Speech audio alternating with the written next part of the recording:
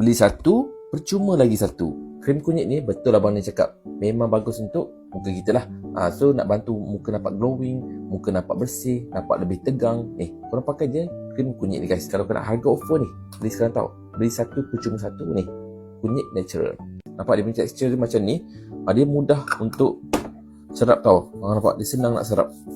So nak pakai waktu malam pun boleh, waktu siang pun boleh.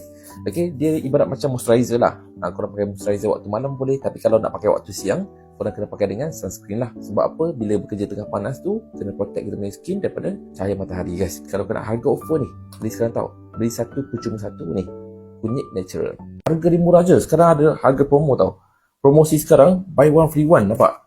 Aku beli satu, percuma satu sekarang. Tapi limited. Sangat limited. Dapatkan sekarang guys. Harga promo buy one free one. Check sekarang.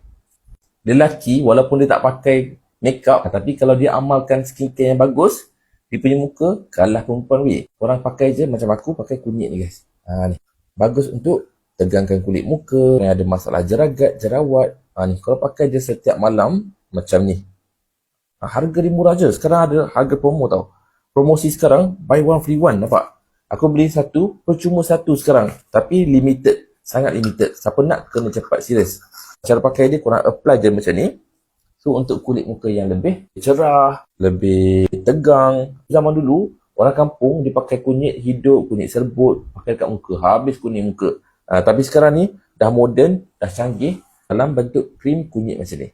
Dapatkan sekarang guys. Harga promo, buy one free one. Check sekarang.